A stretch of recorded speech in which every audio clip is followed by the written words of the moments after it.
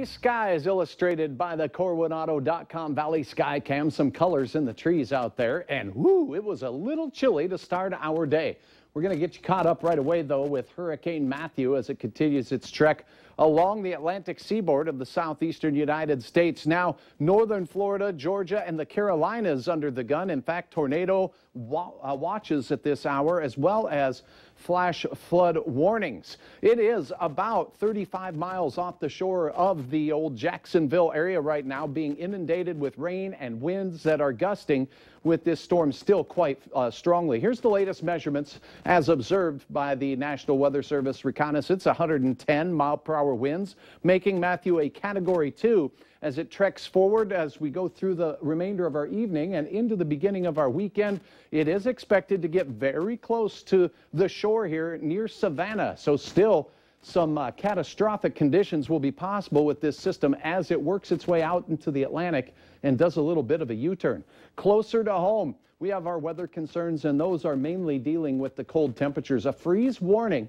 Freezing temperatures tonight could effectively end the growing season for many areas. So if you have tomatoes or apples or things like that outdoors, bring them on in. Frost advisory to the southeast towards St. Cloud and the Twin Cities.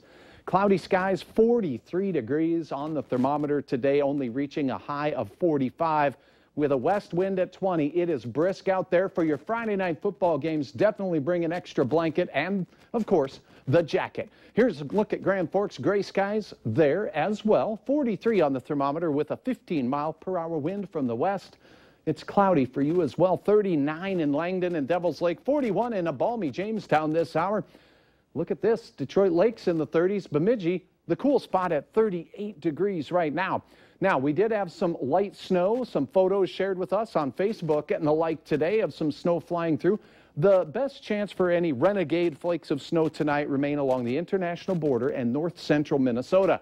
Right now it's showing up as rain, but as our temperatures succumb to the 30s, we'll see a few flakes mixing in just north of Pembina and Cavalier right now, as well as Walhalla at this hour. Your forecast for this evening shows the west winds die down at sunset. We'll have a mix of clearer skies to the far south and cloudy conditions with a few flurries of snow along the international border.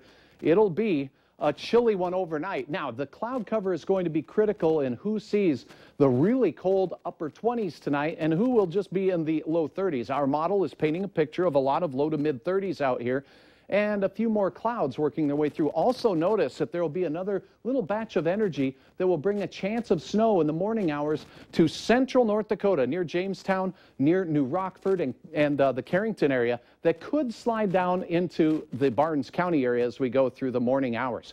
North wind not as strong. Tomorrow's temperatures much like today, only some low and mid 40s, maybe near 50 in the afternoon if we can get the sun to erase a little bit of the cloudiness. So Fargo's planner, frosty morning, light winds tomorrow. The temperatures will peak with a little sunshine near 50 degrees. 46 Grand Forks, 48 Jamestown, Lakes Country, a lot of mid and upper 40s there with more clouds in northern Minnesota producing a possibility for a flurry. Bemidji looking delightful. Debbie, that's Horseman Lake. Thanks for sharing. Here is a look at your planning forecast.